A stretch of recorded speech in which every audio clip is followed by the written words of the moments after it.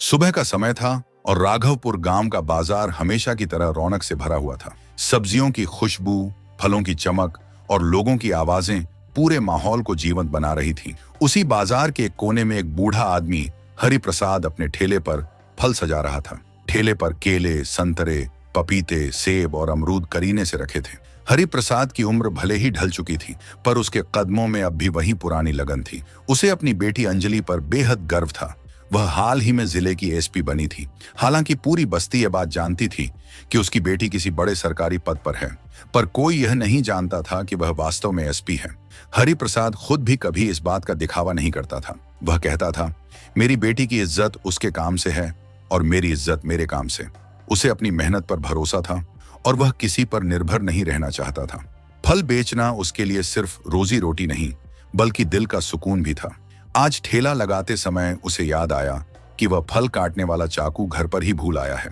वह अपनी जेब से वह चमकदार नया मोबाइल निकालता है, जिसे अंजलि ने ही कुछ दिन पहले उसे उपहार में दिया था। मोबाइल उसके हाथों में अजीब तरह से चमक रहा था। उसने अंजलि को फोन लगाया और कहा कि वह चाकू लेकर जल्दी से बाजार आ जाए। उसी समय बाजार की भीड़ एकदम से दो हिस्सों में बंटी। एक पुलिस की जीप वहां आकर रुकी। जीप से इंस्पेक्टर विक्रम ठाकुर उतरा और उसके पीछे दो सिपाही भी खड़े हो गए। ठेले वाले लोग पहले से ही उसे देखकर सहम जाते थे, क्योंकि वह हर हफ्ते हफ्ता वसूलता था। विक्रम ने इधर उधर नजर दौड़ाई और उसकी नजर सीधे हरिप्रसाद पर जा टिकी।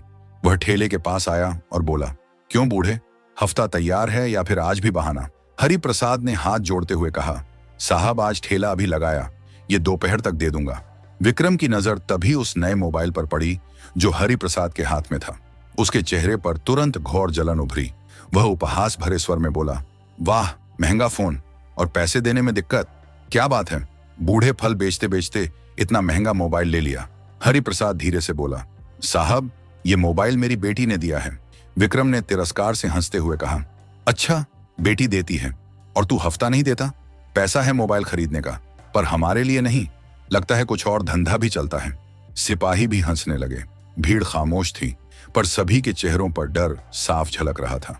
हरिप्रसाद ने विनम्रता से कहा, साहब गलत मत समझिए, मैं। लेकिन विक्रम उसकी बात पूरी होने देता, तब तक वह और उग्र हो चुका था। उसने मोबाइल को घूरते हुए कहा, हफ्ता नहीं देगा और फोन चमका रहा है, जरा भी शर्म नहीं? फिर उसने पास खड़े सिपाही से कहा, देख रहे हो, फल बेचने वाला और हाथ में फोन ऐसा जैसे कोई अफसर हो। सिपाही हंसकर बोले, साहब इससे मोबाइल छीन लेना चाहिए। ये सब सुनकर हरिप्रसाद की आंखों में आंसू भर आए, पर वह शांत ही रहा। यही शांत चेहरा देखकर विक्रम और भड़क गया। उसने अपने जूते से जोर की ठोकर मारी और पूरा ठेला पलट दिया। केले, सेब और संतरे जमीन पर लुढ़कने लगे। कुछ फल कुचल गए और ठेले का एक पहिया भी टेढ़ा हो गया। हरिप्रसाद घबराकर उठने ही वाले थे कि विक्रम ने पास आकर उनके गाल पर एक जोरदार थप्पड़ जड़ दिया। बूढ़ा आदमी लड़खड़ाकर नीचे गिर पड़ा। यह दृश्य देखकर एक लड़का छोटू, जो पास ही नींबू बेचता था, दौड़कर आया और बोला, बाबा उठिए, मैं हूं। विक्रम ने उसे घूरते हुए डांटा, अरे ओ छोटे, हीरो मत बन, वरना तुझे भी जमीन पर गिरा दूंगा। भीड़ खामोश खड़ी देख रही थी, पर किसी में हिम्मत नहीं थी कि आगे आए। उसी समय दूर से एक लड़की तेजी से भीड़ चीरते हुए आई। वह थी अंजलि प्रसाद, साधारण सलवार सूट में, बिना किसी सुरक्षा के। अंजलि प्रसाद ने जैसे ही अपने पिता को जमीन पर गिरा देखा, उसका दिल एकदम से कांप उठा। वह तेज कदमों से दौड़कर आई और सबसे पहले उसने अपने पिता हरिप्रसाद और फिर छोटू को संभाला। भीड़ उसके आने से थोड़ी पीछे हट गई, पर किसी की हिम्मत नहीं हुई कि कुछ बोले। अंजलि ने कांपती आवाज में पूछा, पापा ठीक है ना? हरिप्रसाद ने उसे देखने की कोशिश की, पर दर्द से चेहरा सूज चुका था। इधर इंस्पेक्टर विक्रम, जो पूरे समय अहंकार में डूबा हुआ था, अचानक इस लड़की को देखकर ठिठक गया। उसका ध्यान लड़की की खूबसूरती पर अटक गया और उसका चेहरा एक घिनौनी मुस्कान में बदल गया। उसे अभी तक पता नहीं था कि यह लड़की कौन है, न ही यह कि वह उसी बूढ़े की बेटी है जिसे वह कुछ देर पहले पीट चुका था। विक्रम ने आगे बढ़ते हुए कहा, ओह, ये कौन आई है? नई नई फूल जैसी लड़की? उसने अपनी आवाज धीमी करते हुए, पर इरादे बेहद गंदे रखते हुए कहा, क्यों परेशान होती हो? मैं हूं ना, चलो मैं तुम्हें और तुम्हारे बूढ़े पापा को संभाल लूंगा। वह आगे बढ़ा और अंजलि के कंधे पर हाथ रखने की कोशिश की, पर इससे पहले ही अंजलि ने उसका हाथ झटककर दूर धकेल दिया। उसने गुस्से से कहा, दूरी बनाकर रखो। विक्रम हंस पड़ा, अरे वाह, तेवर भी तेज हैं। चलो एक काम करो, बन जाओ मेरी सीक्रेट लव, मैं तुम्हारे घर का भी ख्याल रखूंगा और तुम्हारा भी। सिपाही जोर जोर से हंसने लगे, जैसे किसी सस्ते तमाशे का आनंद ले रहे हों। अंजलि के अंदर जैसे खून खौल उठा। उसने खुद को बहुत रोका, पर जब विक्रम ने फिर से उसके गाल को छूने की कोशिश की तो उसने पूरी ताकत से एक जोरदार थप्पड़ उसके मुंह पर जड़ दिया। थप्पड़ की आवाज पूरे बाजार में गूंज गई। कुछ पल का सन्नाटा फैल गया। सिपाही भी घबरा गए।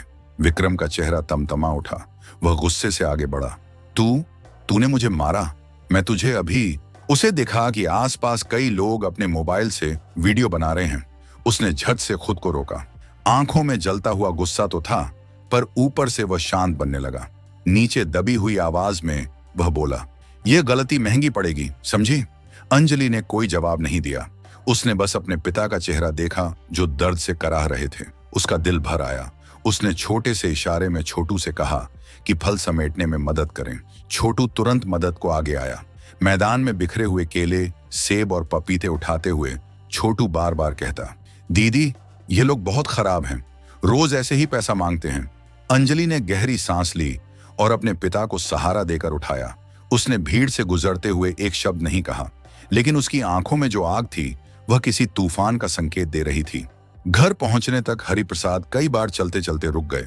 चोट से उनकी कमर और घुटनों में तेज दर्द हो रहा था। घर में घुसते ही अंजलि ने धीरे से पूछा, पापा, आपने पहले क्यों नहीं बताया कि वह इंस्पेक्टर हफ्ता मांगता है?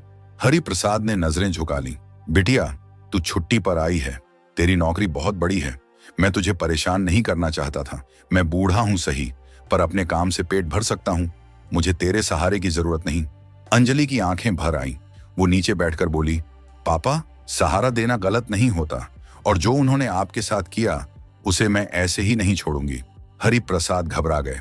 नहीं बिटिया, ये पुलिस वाले हैं, तू उनसे मत उलझ, मैं ठीक हूं। पर अंजलि अब अपनी बेटी वाली पहचान में नहीं, बल्कि एक ईमानदार और दृढ़ अधिकारी की तरह सोच रही थी।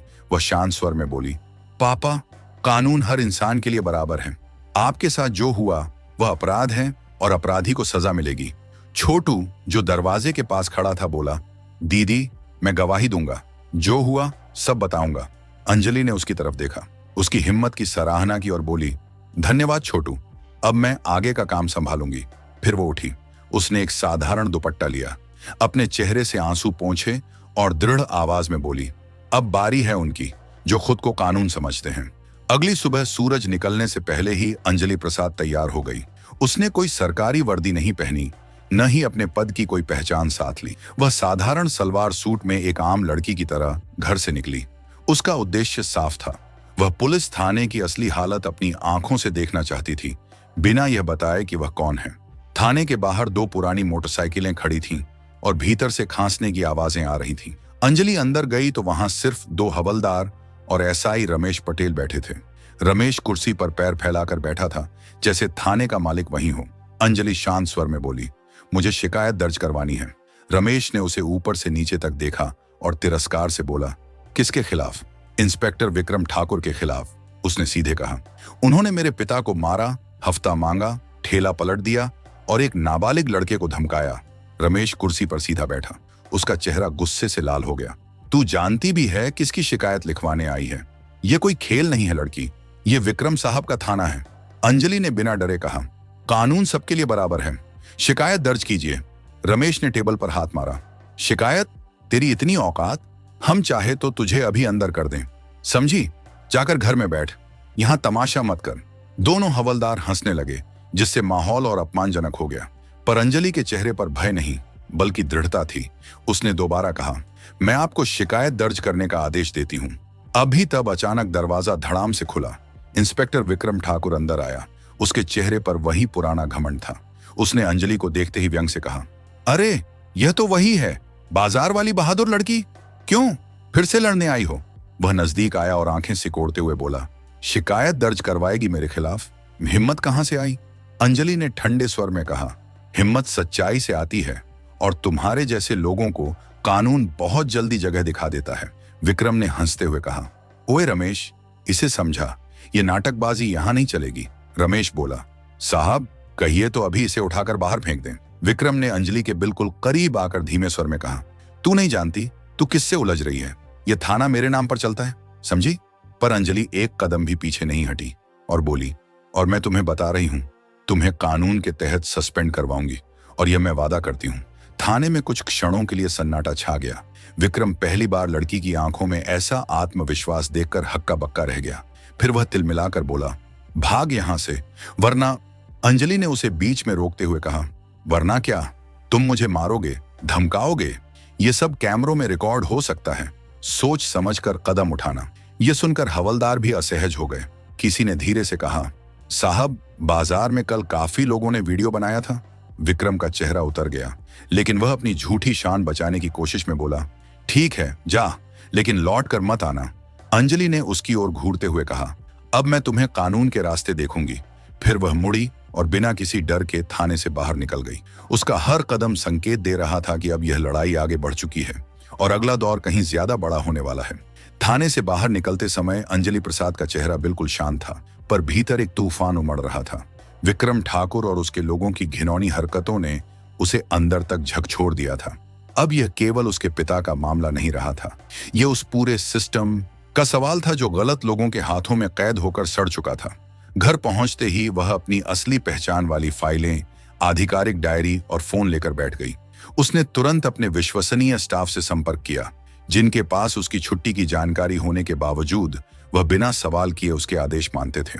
उसने उनसे कहा, कल बाजार में जो हुआ उसकी हर रिकॉर्डिंग, हर गवाह और हर विवरण मुझे चाहिए। स्टाफ ने तुरंत काम शुरू कर दिया। कुछ लोग बाजार पहुंचे, कुछ दुकानदारों से मिले और कई लोगों के मोबाइल में मौजूद वीडियो फुटेज इकट्ठे किए। कुछ ही घंटों में उसके पास कई वीडियो आ चुके थे। एक वीडियो में साफ दिख रहा था कि कैसे विक्रम ने ठेले को ठोकर मारी, कैसे उसने हरिप्रसाद को थप्पड़ मारा। अब अगले कदम का समय था। शाम होते होते अंजलि जिले के प्रशासनिक दफ्तर गई। वहां उसने किसी को नहीं बताया कि वह छुट्टी पर है या बाजार में हुई घटना में शामिल है। उसने अपने निजी कक्ष में बैठकर पूरे दिन इकट्ठे किए गए सबूतों को व्यवस्थित किया। फुटेज, गवाहों के बयान, दुकानदारों की शिकायतें और छोटू का लिखित बयान सब क्रमवार रखे गए। फिर उसने अगले दिन सुबह 9 बजे प्रेस कॉन्फ्रेंस रखने का आदेश जारी किया। आदेश में सख्त शब्दों में लिखा था, जनहित से जुड़ा गंभीर मामला, सभी पत्रकार, मीडिया के सदस्य और वरिष्ठ अधिकारी और डीएम उपस्थित रहे। रात के लगभग 10 बजे जब सब तैयारी पूरी हो चुकी थी, वह अपने पिता के कमरे में गई। हरिप्रसाद बैठकर दवा खा रहे थे। चेहरे पर दर्द की लकीरें थीं, पर वह अपनी बेटी की आंखों में दृढ़ता देखकर कुछ समझ पाए। बिटिया, उन्होंने धीरे से कहा, तू उलझ मत, ये दुनिया बहुत कठोर है। अंजलि ने उनके पास बैठकर कहा, दुनिया कठोर तभी रहती है जब सही लोग चुप रहते हैं पापा। पर तू अकेली है, हरिप्रसाद ने कहा। अंजलि मुस्कुराई। एक सच्चाई 100 झूठों पर भारी होती है और अब सच्चाई सामने आएगी। अगली सुबह ठीक 6 बजे वो फिर से तैयार होकर निकली। इस बार उसने अपनी आधिकारिक वर्दी पहनी। कंधों पर चमकते सितारे उसकी पहचान बयां कर रहे थे। बाहर सरकारी गाड़ी उसका इंतजार कर रही थी। यह वही लड़की थी जिसे कल बाजार में कोई नहीं पहचान पाया था, पर आज वह पूरे जिले की सबसे बड़ी कानून व्यवस्था अधिकारी के रूप में खड़ी थी। उसने गाड़ी का दरवाजा बंद किया और धीरे से कहा, अब बारी है उस सिस्टम को साफ करने की जिसने मेरे पिता जैसे लोगों को डराया, दबाया और अपमानित किया है। उसकी कार तेजी से जिला मुख्यालय की ओर चली गई। आज का दिन पूरे राघवपुर के लिए ऐतिहासिक होने वाला था। सुबह के ठीक 9 बजे जिला मुख्यालय का बड़ा कॉन्फ्रेंस हॉल पत्रकारों से खचाखच भर चुका था।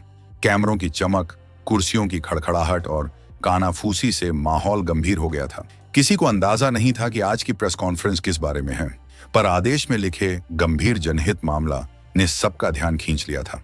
कुछ ही देर में डीएम अरविंद सिन्हा और सीनियर अधिकारी अपनी सीटों पर बैठ गए। सबकी निगाहें मुख्य दरवाजे पर टिक गई।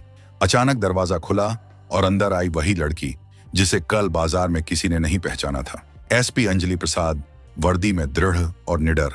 पूरा हॉल खड़ा हो गया। कैमरे उसके चेहरे पर फोकस हो गए। अंजलि ने माइक पकड़ा और शांत पर तेज आवाज में कहा, कल राघवपुर के बाजार में एक बुजुर्ग फल विक्रेता के साथ जो हुआ वह सिर्फ अत्याचार नहीं बल्कि कानून की खुली अवहेलना थी। सभी स्क्रीन पर वीडियो चलाया गया। इंस्पेक्टर विक्रम द्वारा हफ्ता मांगना, ठेला पलटना, हरिप्रसाद को थप्पड़ मारना और छोटू नाम के बच्चे को धमकाना। हॉल में सन्नाटा छा गया। अंजलि बोली, यह आदमी कानून का रक्षक नहीं बल्कि कानून का अपमान है। फिर वह कुछ कदम पीछे हटकर बोली, मैं यह स्पष्ट करना चाहती हूं कि पीड़ित व्यक्ति मेरे पिता हरिप्रसाद हैं। पूरा हॉल हैरानी से भर गया। पत्रकारों ने एक दूसरे को देखा। कानाफूसी तेज हो गई। कोई नहीं जानता था कि वह बुजुर्ग व्यक्ति एसपी की बेटी का पिता था। डीएम अरविंद सिन्हा माइक के पास आए और कठोर स्वर में बोले, हमारे पास कई प्रत्यक्षदर्शी गवाह, वीडियो फुटेज और लिखित बयान हैं। इन सबूतों से यह सिद्ध होता है कि इंस्पेक्टर विक्रम ठाकुर और एसआई रमेश पटेल ने अपने पद का दुरुपयोग किया, हफ्ता वसूला और नागरिकों पर अत्याचार किया। उन्होंने मेज पर रखे दस्तावेज उठाकर पढ़ा। तत्काल प्रभाव से इंस्पेक्टर विक्रम ठाकुर और एसआई रमेश पटेल को निलंबित किया जाता है। साथ ही विभागीय जांच पूरी होने तक उन्हें किसी भी सरकारी कार्य से दूर रखा जाएगा। पत्रकारों के फ्लैश लगातार चमकने लगे। पूरे जिले में यह खबर फैल गई। एएसपी की दृढ़ कार्रवाई, अत्याचारी पुलिसकर्मियों पर गिरी गाज। अंजलि फिर माइक पर आई और बोली, यह सिर्फ मेरे पिता का मामला नहीं, यह उन सभी लोगों की लड़ाई है जिन्हें रोज डराया जाता है, धमकाया जाता है और आवाज उठाने पर चुप कराया जाता है। आज राघवपुर को संदेश मिलना चाहिए, अन्याय चाहे जितना बड़ा हो, कानून उससे बड़ा है। डीएम ने अधिकारियों को निर्देश दिया, चार्जशीट तैयार की जाए और यह मामला सीधे पुलिस मुख्यालय और गृह मंत्रालय को भेजा जाए। हॉल तालियों से गूंज उठा। पुलिसकर्मियों के चेहरों पर तनाव साफ दिख रहा था, पर आम लोगों के लिए यह न्याय की पहली किरण थी। प्रेस कॉन्फ्रेंस खत्म होते ही राघवपुर जिले में हलचल मच गई। बाजार के लोग, दुकानदार, रिक्शा वाले और आम नागरिक सब एक दूसरे को यह खबर सुनाने लगे कि अत्याचार करने वाले पुलिसकर्मियों को आखिरकार सजा मिल गई है। लोगों की आंखों में जो डर सालों से जम चुका था, वह पहली बार थोड़ा ढीला पड़ा।